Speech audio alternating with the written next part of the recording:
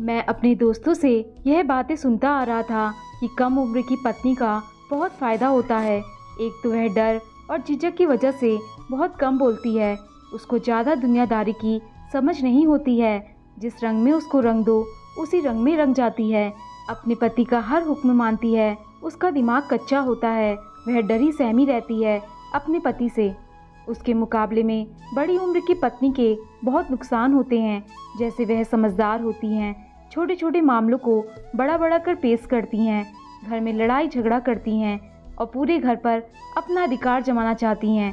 अपने दोस्तों की इन्हीं बातों को सुनकर मैंने फैसला कर लिया था कि मैं भी छोटी उम्र की लड़की से ही शादी करूंगा। इसलिए मैंने अपने घर में अपनी माँ को बोल दिया था कि मैं किसी कम उम्र की लड़की से शादी करूंगा, तो आप मेरे लिए कोई कम उम्र की लड़की देखे। मेरी बात सुनकर मेरी माँ से मेरा मुंह देखने लगी और कहने लगी, कैसे बेशर्म जैसी बातें कर रहा है। अरे छोटी उम्र की लड़की का पता नहीं घर को संभाल भी पाएगी या नहीं। अपनी उम्र के हिसाब से लड़की लेकर आएगा तो वह हमारे घर को भी संभालेगी और तुझे भी संभालेगी। लेकिन मैंने मम्मी की एक नहीं सुनी। मुझे शादी करनी है तो कम उम्र की लड़की से ही करनी है, नहीं तो मैं शादी नहीं करूँगा। मेरी खुद की उम्र 34 साल की हो चुकी थी। मुझे पत्नी चाहिए थी कम उम्र।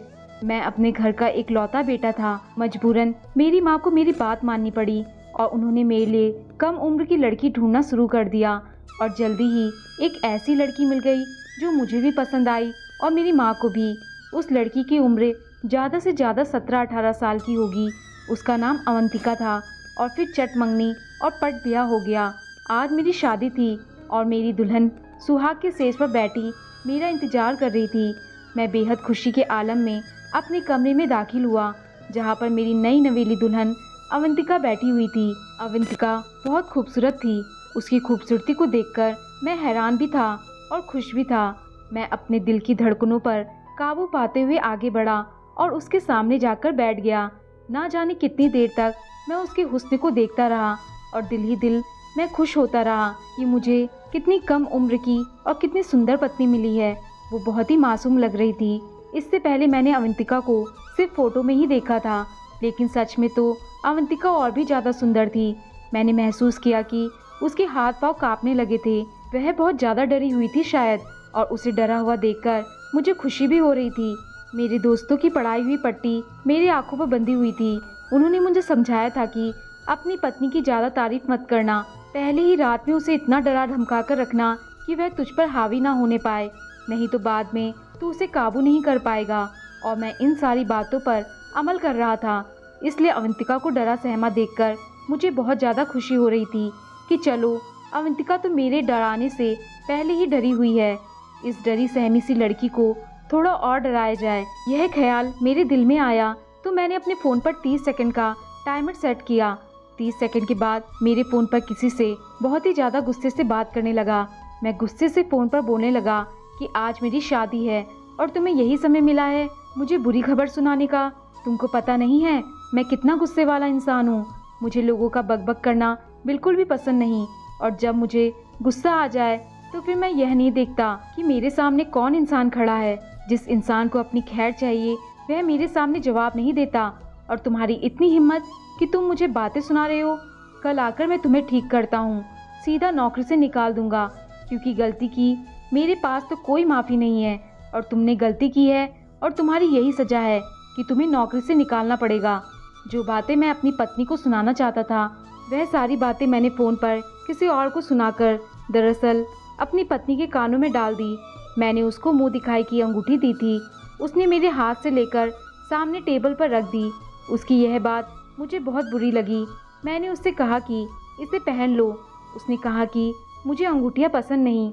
उसकी बात सुनकर मुझे बहुत गुस्सा आ गया था, लेकिन मैं इतनी खूबसूरत रात को गुस्से की नज़र नहीं करना चाहता था। मैंने उसका हाथ अपने हाथों में लिया तो कुछ ऐसा हुआ जिसकी मुझे बिल्कुल भी उम्मीद नहीं थी। मेरी पत्नी ने अपना हाथ मेरे हाथों से एकदम से खींच लिया और उसके चेहरे पर ऐसे एक्सप्रेशन हो गए कि जैसे उसे बहुत ज़्यादा गर्मी लग रही है। उसके हाथ पैर डर के मारे काँप रहे थे। मैं अभी उसे कुछ नहीं बोला था कि तभी डर के मारे वह बेहोश हो गई। उसको बेहोश होते देखकर मैं बहुत ज़्यादा परेशान हो गया कि अब मैं क्या करूं, क्योंकि अगर मैंने बाहर जाकर सबको बताया कि दुल्हन शादी की पहली रात को ही बेहोश हो गई तो सब लोग इस बात का गलत मतलब निकालेंगे और फिर मेरी कितनी बदनामी होगी। मैं किसी से नजरें मिलाने के लायक नहीं रहूँगा। अपने हिसाब से मैंने उसे होश में लाने की भरपूर कोशिश की। उसके मुंह पर पानी के छींटे मारे, उसे झिझोड़कर होश में लाने की कोशिश की, तब भी वह होश में नहीं आई। तो मैं परेशानी से कमरे के अंदर ही चक्कर काटने लगा और सोचने लगा कि यह समस्या किसके सामने ले जाकर रखूं। मेरे माँ बाप तो पहले ही बड़ी उम्र की लड़की लाना चाहते थे ताकि वह घर का सारा काम संभाल सके। मेरी माँ का कहना था कि एक 17-18 साल की लड़की क्या काम करेगी। मेरी माँ ने कहा ऐसी बहू होनी चाहिए जो कि बहुत ही सुघड़ हो, बहुत ही सलीकेदार हो और घर को संभाल सके। सब घर वालों की मर्जी के खिलाफ मैंने अपनी मर्जी से कम उम्र की लड़की से शादी की। अब अगर मैं कहूँ कि वह बेहोश हो गई है तो सब मेरा मजाक उड़ाएंगे कि कम उम्र की लड़की से शादी करोगे तो यही होगा। जब पूरा 1 घंटा गुजर गया और वह होश में नहीं आई तो मैंने अपने एक दोस्त को फ़ोन किया और उसे सारी बात बताई। मेरी बात सुनकर मेरा दोस्त ज़ोर ज़ोर से हंसने लगा और हंसते हंसते लोटपोट हो गया। उसकी हंसी मुझे और भी गुस्सा दिलाने लगी। मैंने उसे कहा कि हंसने का और मजाक उड़ाने का वक्त नहीं है, मुझे तुम्हारी मदद की ज़रूरत है। मैं घर वालों में से किसी को कुछ नहीं बताना चाहता, बस किसी तरह वह होश में आ जाए। मुझे ठंडे पसीने आ रहे थे सर्दी में भी। मेरे दोस्त की पत्नी डॉक्टर थी, इसलिए मैंने उसे फ़ोन किया था कि शायद यहाँ से मेरी कोई मदद हो जाएगी। मेरे दोस्त ने कहा कि परेशान होने की ज़रूरत नहीं है, मैं अपनी पत्नी को तेरे घर लेकर आ रहा हूँ। उसकी यह बात सुनकर मैं और भी ज़्यादा परेशान हो गया क्योंकि शादी खत्म हो चुकी थी। मेहमान अपने अपने घरों को जा चुके थे, घर वाले सोने की तैयारी कर रहे थे। ऐसे में उसके घर आ गई तो फिर सब लोग क्या सोचेंगे। ज़रूर उन लोगों को समझते देर नहीं लगेगी कि ज़रूर दुल्हन के कमरे में कुछ गड़बड़ है। मैं अपने आप पर झुंझलाने लगा कि क्यों बेकार में मदद मांग बैठा। ऐसा लग रहा था कि जैसे यह बात तो मेरे ही गले पड़ गई है और फ़ायदे की बजाय उल्टा नुकसान होने वाला है। मैंने उसे साफ मना कर दिया कि अपनी पत्नी को मेरे घर मत लाना, मेरी बदनामी हो जाएगी, मुझसे सवाल जवाब किए जाएंगे। उसने कहा ठीक है, परेशान मत हो, मैं फ़ोन पर ही अपनी पत्नी से तेरी बात करवा देता हूँ। अपने दोस्त की यह बात मुझे ठीक लगी और मैं उसकी डॉक्टर पत्नी से बात करने लगा और अवंतिका को होश में लाने की तरकीबें पूछने लगा। मेरे दोस्त की पत्नी ने मुझसे कहा कि अवंतिका के पैरों के तलवे पर मालिश करो और उस पर कंबल डाल दो क्योंकि सर्दी है, इस तरह से गर्माहट मिलेगी और वह होश में आ जाएगी। मैं यही सब कुछ कर रहा था। मैंने सब कुछ कर लिया, फिर भी उसे होश नहीं आ रहा था। मेरा दोस्त पीछे से बड़बड़ा रहा था और उसकी पत्नी मुझे तरीके बता रही थी। मैं बहुत ज़्यादा परेशान हो चुका था, इसलिए मैंने अचानक ही बोल दिया कि अवंतिका को होश आ गया है। दरअसल मैं यह सारी सूरत हाल से बहुत ज़्यादा परेशान हो चुका था और इसलिए मुझे झूठ बोलना पड़ा कि अवंतिका होश में आ चुकी है। हालांकि अवंतिका अभी तक होश में नहीं आई थी। मैंने उन लोगों का धन्यवाद किया और फ़ोन काट दिया। परेशान होकर मैंने अपना सर अपने हाथ में थाम लिया। कुछ भी समझ में नहीं आ रहा था क्या करूं। तभी मेरी नज़र उस साइड टेबल पर रखी दवाई की शीशी पर गई और उस दवाई को देखते ही मेरे पैरों तले से ज़मीन निकल गई क्योंकि यह दवाई तो नींद की थी। शीशी में थोड़ी सी दवा टेबल पर भी पड़ी हुई थी और जिस गिलास में अवंतिका ने पानी पिया था उसमें भी थोड़ी सी दवा लगी हुई थी। इसका मतलब मेरी पत्नी अवंतिका ने जानबूझकर बेहोशी की दवा खाई थी और जाहिर था कि दवा को अपना असर करने में थोड़ा वक्त लगा होगा। जितनी देर में उससे बातें कर रहा था इतनी देर में दवाई ने असर कर दिया और वह बेहोश हो गई। और यह दवाई अगर उसने खाई थी तो फिर उसे कोई भी होश में नहीं ला सकता था। मैंने अपनी पत्नी को हैरान होकर देखा। मुझे तो बहुत ही मासूम लड़की लगी थी लेकिन वह बिल्कुल नहीं थी। मुझे पूरी रात नींद नहीं आई। सोच सोचकर मेरा दिमाग फटने लगा था कि आखिर यह सब क्या है। मेरी पत्नी ने अपने ही सुहागरात में खुद को बेहोश क्यों कर लिया था। क्या वह मेरे साथ वक्त गुजारना नहीं चाहती थी? क्या वह मुझे पसंद नहीं करती? पूरी रात मैं इसी उलझन में रहा। सुबह लगभग 4 बजे दरवाजे पर दस्तक हुई। मैं अभी 15-20 मिनट पहले ही सोया था। बैठे बैठे ही मेरी आँख लग गई थी। मैंने जाकर बाहर देखा तो मेरी मम्मी खड़ी थी। उनको देखकर मैं हैरान हो गया। इस समय तो हमारे घर में कोई नहीं जगता था। मम्मी भी सुबह को इतनी जल्दी नहीं जागती थी और आज तो शादी की कोई रस्में भी नहीं करनी थी क्योंकि मैंने घर में पहले ही कह दिया था कि अब जितनी भी रस्में करनी हैं वह एक दिन छोड़कर करना क्योंकि शादी के कामों के चक्कर में बहुत ज़्यादा थकावट हो गई थी। मम्मी बोली, तुम अभी तक उस कमरे में क्या कर रही हो, चलो निकलो बाहर। मैं हैरानी से मम्मी को देखने लगा। मम्मी, मेरी अभी अभी शादी हुई है, यहाँ मेरा कमरा है, अगर मैं यहाँ नहीं होऊंगा तो कहाँ होऊंगा। मेरी बात सुनकर मम्मी बोली कि हमारी ये खानदानी परंपरा है कि शादी की पहली रात दूल्हा दुल्हन शादी वाले कमरे में बहुत देर तक नहीं रुकते। सुबह होने से पहले ही उन्हें कमरे से निकलना होता है, नहीं तो यह अशुभ माना जाता है। मम्मी की बात सुनकर मुझे गुस्सा आने लगा। क्या मम्मी, आज के ज़माने में भी आप शुभ अशुभ के चक्कर में पड़ी हुई हैं? मेरी बात सुनकर मम्मी ने मुझे एक जोरदार डांट लगाई। मजबूरन मैंने कहा, ठीक है मम्मी, चलिए चलते हैं। मम्मी ने कहा, नहीं तुम जाओ, मुझे दुल्हन से कोई काम है। मैंने कहा, भला आपको दुल्हन से क्या काम है? जो भी काम है वह बाद में कर लेना, अभी वो सो रही है। मैं नहीं चाहता था कि मेरी माँ को पता चले कि मेरी पत्नी बेहोश हो चुकी थी, क्योंकि वह तो यही समझती कि वह मेरी वजह से बेहोश हुई है। मेरी माँ ने कहा कि पागल, शादी तो तूने कर ली है, लेकिन और भी कुछ ज़रूरी बातें होती हैं जो मुझे दुल्हन से पूछना है। मैं वही ज़रूरी बातें दुल्हन से पूछने जा रही हूँ। पता नहीं तेरे दिमाग में क्या भूसा भर गया है जो इतनी कम उम्र की लड़की से शादी कर ली। बड़ी उम्र की लड़की होती तो उसे थोड़ी समझ होती। अब इतनी कम उम्र की लड़की लाए हो तो उसका ध्यान तो रखना ही पड़ेगा। जाकर देखूं ठीक है या नहीं। इतना तो मैं बच्चा नहीं था कि मुझे मेरी माँ की बात समझ नहीं आती। मैं अपनी माँ का मतलब समझ चुका था, लेकिन जब वह पहले ही बेहोश हो गई तो भला इस बात की क्या तुक। मैंने अपनी माँ को बहुत बहाने बनाए कि मेरे साथ चले। मैंने कपड़े बदलने हैं, मुझे पता नहीं मेरे कपड़े कहाँ पड़े हैं। मुझे बहुत भूख लगी है, मुझे नाश्ता बना दे। मेरे सर में दर्द हो रहा है, मुझे एक कप कॉफ़ी बना दे। मेरे बहाने मेरी माँ को और भी शक में डाल रहे थे। मेरी माँ ने मुझे एक तरफ को धक्का दिया और अंदर चली गई। मैं कमरे के बाहर ऐसे खड़ा था जैसे हॉस्पिटल में कोई ऑपरेशन थिएटर के बाहर खड़ा हो और उसे पता हो कि कोई बुरी खबर ही मिलने वाली है। थोड़ी देर बाद ही मेरी मम्मी बाहर आई तो मुझे हैरान होकर देखने लगी कि तू अभी तक यही खड़ा है। फिर अचानक से मेरे कंधे पर थपकी देकर कहा कि तुम्हारी पत्नी बिल्कुल ठीक है। मैं तो बेकार में ही शक कर रही थी। मम्मी के मुंह से यह बात सुनकर मैं हैरान हो गया कि मम्मी ने कैसे जांच लिया कि मेरी पत्नी ठीक है या नहीं। हालांकि मैंने तो अब तक उसे छुआ भी नहीं था।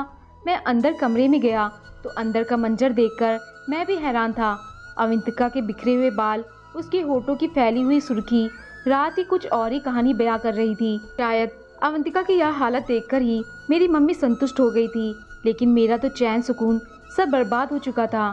समझ नहीं आ रहा था कि आखिर यह सब क्या है। मेरी पत्नी थोड़ा थोड़ा हिल रही थी, यानी कि उसे होश आ चुका था, लेकिन मैं अवंतिका की शक्ल भी नहीं देखना चाहता था। मैं इतना ज़्यादा गुस्से में आ गया कि कमरे से बाहर चला गया और पूरा दिन मैंने उससे बात नहीं की और रात को आकर भी आराम से अपने कमरे में सो गया। हालांकि मैंने किसी पर जाहिर नहीं होने दिया था कि रात को हमारे बीच क्या हुआ था। घर में हर कोई यही बातें कर रहा था कि चलो दोनों खुश हैं, लड़की बहुत अच्छी है, हमारा फैसला गलत साबित नहीं हुआ। शादी की सारी रस्में खैरियत से निकल गई। रात को जब मैं कमरे में आया तो मेरी पत्नी ने मुझसे कहा कि आपके लिए खाना लगा दूं। मम्मी ने कहा था कि हम दोनों साथ में खाना खाएंगे। मैंने कहा, साथ खाना खाने की क्या ज़रूरत है, बाहर खाना लगा दो, मैं बाहर आकर खा लूँगा। अमितिका कहने लगी कि नहीं, मम्मी जी कह रही थी कि साथ खाने से प्यार बढ़ता है। मैंने अपनी पत्नी को घूर कर देखा। मेरे सामने प्यार मोहब्बत की बातें ना करो, तुमने मुझे धोखा दिया है। मैं तो तुम्हें बहुत ही मासूम समझता था, लेकिन इस मासूम सी शक्ल के पीछे इतना बड़ा राज छुपा है, मुझे मालूम नहीं था। समझ नहीं आ रहा था कि मैं तुम्हारा क्या करूं। मैं घर में किसी से कुछ कह भी नहीं सकता, यह मेरी इज्जत का सवाल है। मजबूरी में सही मुझे तुम्हें अपने साथ रखना पड़ेगा, लेकिन तुम मेरे दिल में कभी भी दाखिल नहीं हो पाओगी। मैंने अपनी पत्नी को लेकर ना जाने क्या क्या सपने सजाए थे, लेकिन तुमने मेरे सारे सपने चकनाचूर कर दिए। बताओ तुमने यह सब क्यों किया? हम दोनों के बीच रात ऐसा भी कुछ नहीं हुआ था, फिर भी तुमने मम्मी के सामने ऐसा जाहिर क्यों किया कि जैसे हमारे बीच सब कुछ हो चुका है। ऐसा करके तो मम्मी की नज़रों में एक अच्छी बहू साबित हो गई, और अगर मैं मम्मी जी के सामने जाकर तुम्हारी सच्चाई बताऊं तो उल्टा मेरी ही बदनामी होगी, क्योंकि तुमसे शादी करने का फैसला मेरा था, मेरे घर वालों का नहीं। तुमने शादी की पहली रात मेरे साथ यह सब क्यों किया? तुमने क्यों रात को बेहोशी की दवा खा ली? क्या तुम्हें मैं पसंद नहीं? तुमने इसलिए दवा खाई ताकि तुम्हें मेरा चेहरा ना देखना पड़े। बताओ तुमने यह सब क्यों किया? मैंने अपनी पत्नी को लेकर ना जाने क्या क्या सपने सजाए थे, लेकिन तुमने मेरे सारे सपने चकनाचूर कर दिए। बताओ मुझे धोखा क्यों दिया? कौन है तुम्हारे दिल में? किसकी वफाएं निभा रही हो? किसको अपने दिल से अभी तक नहीं निकाल पाई हो? मेरी बात सुनकर अवंतिका जोर जोर से रोने लगी। बोली, ऐसी कोई बात नहीं है, आप एक बार मेरी बात तो सुन ले। मैंने कहा, अच्छा सुनाओ, क्या बात है? मेरी बात सुनकर वो थोड़ी देर खामोश रही, फिर रोते हुए बोली, मैं नहीं बता सकती, मुझे शर्म आती है। मैं हैरत से अवंतिका का मुंह देखने लगा। मैंने अपना सिर पीट लिया। अजीब लड़की है, खुद ही कहती है कि मेरी बात तो सुन लो और खुद ही कहती है कि मुझे शर्म आती है। अपना सर हाथों में थामे बैठा था। और लाओ कम उम्र की लड़की, अब झेलो उसे। मैंने अपने दिल में सोचा। मैं अवंतिका को रोता हुआ छोड़कर गुस्से में अपने कमरे से बाहर निकल आया। हमारे घर में अभी भी कुछ रिश्तेदार रुके हुए थे। अवंतिका सबके सामने मेरे साथ ऐसा व्यवहार करती जैसे हम दोनों में कितना प्यार हो। हम दोनों को यूं करीब करीब देखकर सारे रिश्तेदार आपस में बातें करते कि तुम्हारा बेटा बहू में तो बहुत प्यार है, भगवान दोनों की जोड़ी को सलामत रखे। और उन लोगों की बातें सुनकर मम्मी गर्व से सिर उठाकर कहती, हाँ भाई, आखिर बेटा किसका है? मैंने उसको संस्कार ही ऐसे दिए हैं कि अपनी पत्नी के साथ प्यार से रहो। मैं आम रिवायती सासू की तरह नहीं हूँ जो अपना बेटा बहू में लड़ाई करवाए। सब लोग मुझे खुशकिस्मत समझ रहे थे, हालांकि हकीकत इसके बिल्कुल उलट थी। हमारी शादी को 5 दिन हो चुके थे और मैंने अवंतिका को छुआ भी नहीं था। अब तो मुझे एहसास होने लगा था कि मुझसे बहुत बड़ी गलती हो गई। मुझे किसी समझदार लड़की से शादी करनी चाहिए थी। कम से कम आज मेरी ज़िंदगी ऐसी तो ना होती। अगर उसे कोई समस्या होती, कोई परेशानी होती, तो कम से कम वो खुलकर मुझे बता तो देती। अब तो मैं कभी कभी यह भी सोचने लगा था कि मुझे मम्मी को सब कुछ बता देना चाहिए, लेकिन फिर मैं अपने आप को रोक लेता, क्योंकि फिर मम्मी मुझे ही ताने देती कि और लाओ कम उम्र की दुल्हन, अब तुम खुद ही से झेलो। और फिर मम्मी जो सबके सामने सर उठाकर चल रही थी, उनका सर भी झुक जाना था। रात को मैं जब अवंतिका के कमरे में गया तो वह शीशे के सामने खड़ी अपने बाल बना रही थी। अवंतिका को देखकर मेरा दिल बेकाबू होने लगा। खुद को और ज्यादा नहीं रोक सका और अवंतिका को पीछे से बाहों में भर लिया। मेरा इतना करना था कि अवंतिका ऐसे डर गई जैसे पता नहीं उसको शेर ने पकड़ लिया हो और जोर जोर से रोने लगी। एक बार तो जी में आया कि रोती है तो रोती रहे, आज तो मैं जी भर के प्यार करके ही रहूँगा। लेकिन वह इतनी सिसक सिसक के रो रही थी कि पता नहीं उस पर कितनी जुल्म हो रहा हो। और उसको इस तरह रोता हुआ देखकर मेरा बिल्कुल भी दिल नहीं करता था कि मैं उसके पास जाऊँ। माना कि अवंतिका बहुत खूबसूरत है, लेकिन मैं भी कम नहीं था। मैं भी अच्छा खासा स्मार्ट था। फिर पता नहीं अवंतिका मुझसे इतना दूर क्यों रहती थी। अब तो मुझे पक्का यकीन होने लगा था कि जरूर अवंतिका किसी और से प्यार करती है और वह मुझसे शादी नहीं करना चाहती थी। शायद उसके घर वालों ने ज़बरदस्ती मेरे साथ शादी करवा दी। और यह सोचते ही मेरा दिल दुखी हो गया। मैं अवंतिका से प्यार करने लगा था। उसकी मासूमियत से, उसकी सुंदरता से मेरे दिल में उसके प्यार की कोपल फूटने लगी थी। वह इतनी प्यारी सी, इतनी नाजुक सी थी कि जब वह सिसक सिसक के रोती तो मेरा दिल चाहता कि उसे अपने सीने में छुपा लूं और उससे कहूं कि तुम अपने दिल के सारे डर, सारे वहम निकाल दो। मैं तुम्हें इतना खुश रखूंगा कि तुमसे खुशियां संभाली नहीं जाएगी। लेकिन अवंतिका मुझे यह सब करने का मौका ही कब देती थी। मैं अपना दिल महसूस कर रह गया। फिर मैंने अपनी यहाँ समस्या किसी और की समस्या बताकर एक ऐसे इंसान के सामने रखी जो ना मेरा रिश्तेदार था ना मेरा दोस्त। उस इंसान ने कहा कि कुछ लड़कियां बहुत मासूम होती हैं, उन्हें प्यार की जरूरत होती है। अगर ऐसी लड़कियों के साथ प्यार के बर्ताव किया जाए तो वह धीरे धीरे नॉर्मल हो जाती हैं। लेकिन अवंतिका पर तो प्यार का भी असर नहीं हो रहा था। मैं उसके साथ बहुत ही प्यार से पेश आता। दिन भर वह भी मेरी बातों का हंस हंस कर जवाब देती, लेकिन रात होते ही मुझसे ऐसे दूर भागती जैसे मैं उसे खा लूँगा। एक दिन मैंने अवंतिका से पूछा, अवंतिका बस एक बात का जवाब दो, उस रात तुमने अपने आप को बेहोश क्यों कर लिया था? मेरी बात सुनकर अवंतिका कुछ देर तो खामोश रही, फिर बोली कि मैं नहीं चाहती थी कि आप मुझसे नफरत करें। मैं नहीं चाहती थी कि आप मेरे पास आए, नहीं तो आपको मुझसे नफरत हो जाती, और मैं नहीं चाहती थी कि आप मुझसे नफरत करें। अवंतिका की बात सुनकर मुझे बहुत हैरत हुई। मैंने अवंतिका से कहा, तुम्हारे पास आने से मुझे तुमसे नफरत कैसे हो सकती है? तुम तो मेरी पत्नी हो और हम लोग जितना पास आएंगे हमें एक दूसरे से उतनी ही मोहब्बत बढ़ेगी, फिर नफरत कैसे हो सकती है? वो बोली, मेरे घर वालों को आपके घर वालों के साथ धोखा नहीं करना चाहिए था। मेरे घर वालों को यह बात पहले ही बता देनी चाहिए थी, लेकिन उन्होंने ऐसा नहीं किया। अगर आप समझ रहे हैं कि कि मेरी ज़िंदगी में कोई और लड़का है, तो ऐसा बिल्कुल भी नहीं है। मैं तो चाह कर भी अपनी ज़िंदगी में किसी लड़के को शामिल नहीं कर सकती। तो यह बात आप अपने दिमाग से निकाल दें कि मेरे दिल में कोई लड़का है। अवंतिका की बात सुनकर मुझे खुशी हुई कि चलो अवंतिका की लाइफ में कोई और लड़का नहीं है, लेकिन उसकी दूसरी बात सुनकर मुझे बहुत ज़्यादा हैरत हुई। उसने बोलना जारी रखा, बल्कि मुझे तो शादी ही नहीं करनी चाहिए थी। मुझे माफ़ कर दे, मेरी वजह से आपकी ज़िंदगी खराब हो गई। अवंतिका की बातें मुझे उलझा रही थी। अवंतिका, जो कुछ कहना है साफ साफ एक ही सांस में कह दो। तुम्हें जो कुछ भी समस्या है मैं उसको सुलझाने की कोशिश करूँगा। आखिर मैं तुम्हारा पति हूँ, तुम मुझे अपनी परेशानी बता सकती हो, लेकिन प्लीज़ मुझे और ज़्यादा परेशान मत करो। मैं बहुत ज़्यादा परेशान हो चुका हूँ। और एक बात अच्छे से ध्यान में बिठा लो कि मैं तुमसे प्यार करने लगा हूँ। अब तुम्हारे साथ ही पूरी ज़िंदगी बिताऊंगा, इसलिए तुम मुझ पर भरोसा कर सकती हो और अपनी परेशानी मुझे बता सकती हो। फिर अवंतिका ने मुझे एक ऐसी बात सुनाई जिसे सुनकर मेरे पैरों तले से ज़मीन निकल गई। अवंतिका बोली, मुझे एक ऐसी बीमारी है जो जन्म से ही कुछ लड़कियों में पाई जाती है। मुझे आज तक कभी पीरियड्स नहीं हुए। मेरी माँ मुझे डॉक्टर के पास भी लेकर गई थी।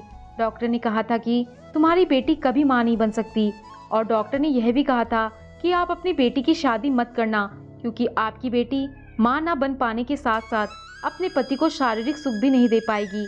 शायद मम्मी डॉक्टर की बात को मान भी लेती, लेकिन पता नहीं किसने मम्मी के कानों में भर दिया कि इस बीमारी का इलाज होता है। और फिर बस लालच में आकर और अपने सर का बोझ उतारकर मेरी माँ ने मुझे आपके पल्ले बांध दिया। लेकिन मुझे माफ़ कर दो, इसमें मेरी कोई गलती नहीं है। मैंने अपनी माँ से बहुत मना किया कि मेरी शादी मत करे, लेकिन वह नहीं मानी। बस इसलिए उस रात मैंने खुद को बेहोश कर लिया था, क्योंकि आपको मेरे पास आने के बाद सिवाय निराशा के कुछ भी हाथ नहीं आता। इतना कहते कहते अवंतिका रोने लगी थी। रोते हुए बोली, मैं जानती हूँ मैं आपको खुशी नहीं दे सकती, लेकिन फिर भी मैं अपने दिल के हाथों मजबूर हो गई और तुमसे प्यार कर बैठी। सोचा था तुम्हारी ज़िंदगी से दूर चली जाऊंगी, लेकिन दिल के हाथों मजबूर हो गई। जी चाहता है कि पूरी ज़िंदगी तुम्हारे बाहों में ही बीत जाए, लेकिन मैं जानती हूँ कि ऐसा मुमकिन नहीं है।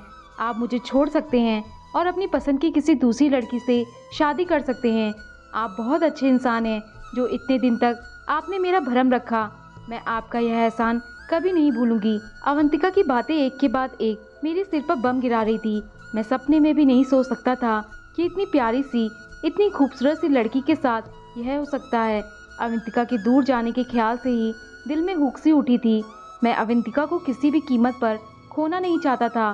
कुछ ही दिनों में मुझे अवंतिका से मोहब्बत हो गई थी। ये जानकर खुशी हुई थी कि अवंतिका मुझसे प्यार करती है।